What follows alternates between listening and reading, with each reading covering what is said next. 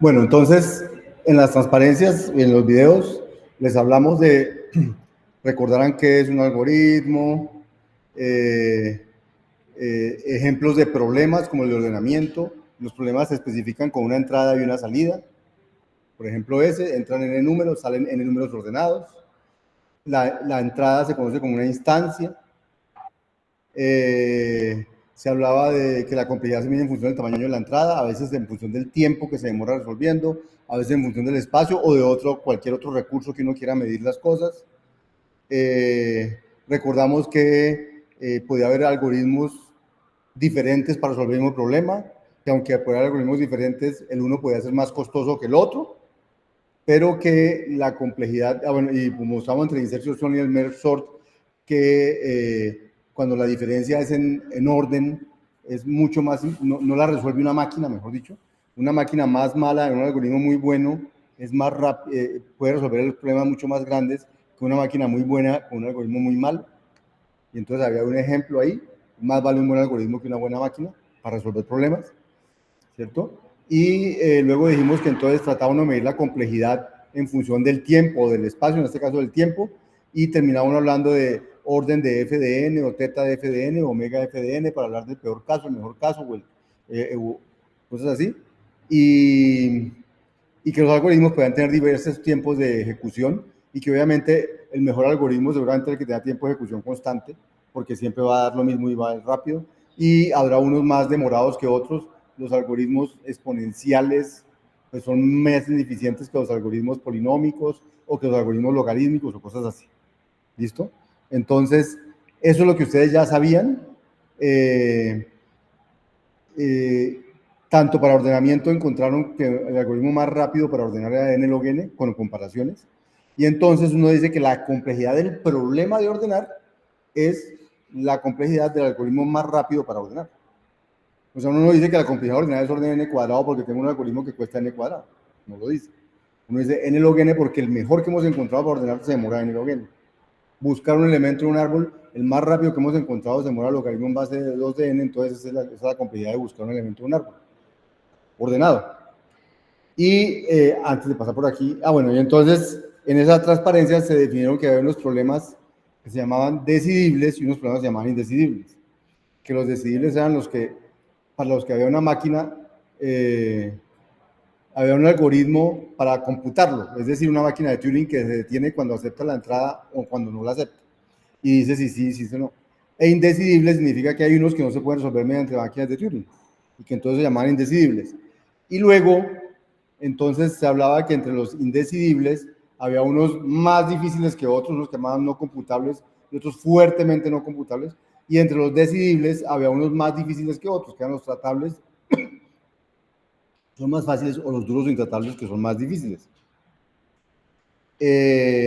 Ahorita volvemos allí. Y se dijo que ahorita volvemos a los decidibles.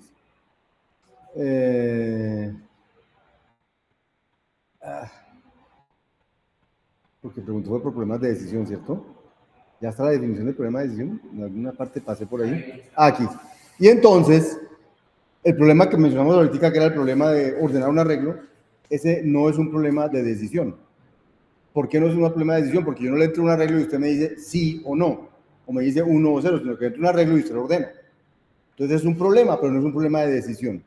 Vamos a decir que un problema es de decisión si su respuesta es sí o no, o 1 o 0. Es un problema de decisión.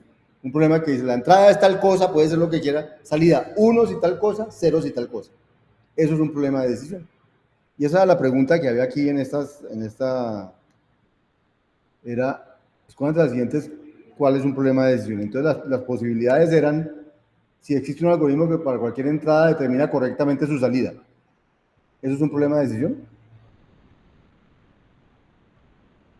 Entonces no significaría que es de decisión, porque decisión es que su salida es 0 o 1. Eso es un problema de decisión. Existe un algoritmo que para cualquier entrada determina correctamente su salida en tiempo polinomial. Tampoco está hablando de que la salida es 0 o 1. Existen algoritmos que para cualquier entrada determina correctamente su salida, pero ninguno lo hace en tiempo de error y polinomial. Tampoco tiene que ver con ser un problema de decisión. Para los que existe un algoritmo tal que no tiene que ver con ser un problema de decisión. La salida a cualquier entrada es 0 o 1. Eso es un problema de decisión. Porque fíjense que, distingan problema y algoritmo. Aquí estamos hablando de los problemas, estamos clasificando los problemas, no los algoritmos. ¿Sí? Entonces, un problema es de decisión si su salida es 0 o 1. No más. Esa es la respuesta correcta. Vamos a ver qué dijeron ustedes por aquí. Entonces, miren la diversidad de opiniones que hay que no son la correcta. Entonces, el objetivo de la clase de hoy es que esos términos que vamos a estar trabajando aquí todo el tiempo, vamos a hablar de problema de decisión, vamos a hablar de problema tratable, de problema intratable, de problema NP, queden definidos claramente para todos ustedes. Y que entonces, si en un examen hablan de problema decidible, ustedes sepan de qué están hablando. Si habla de problema de decisión, ustedes sepan a qué se está refiriendo. Si habla de problema tratable, ustedes sepan a qué se está refiriendo. Si hablan de problema intratable, si hablan de problema NP, si hablan de problema NP completo, ustedes sepan de qué se trata. Ese es el objetivo de la clase de hoy. Como que lo que ustedes llaman el glosario de los términos, conceptos que vamos a usar en estas 5 clases queden perfectamente definidos hoy y que en las otras clases no tengamos que volver a ellos. Entonces, un problema es de decisión, su salida es 0 o 1. Entrada, lo que sea, salida 0 o 1. Si no, no es un problema de decisión. ¿Sí? No es que existe un algoritmo para cualquier entrada, termina cualquier salida, porque este no sería un problema de decisión. Este diría es que es un problema que tiene soluciones, que tiene un algoritmo que lo soluciona. Este diría, hay un problema, este problema tiene un algoritmo que lo soluciona y en tiempo polinomial, dice algo más.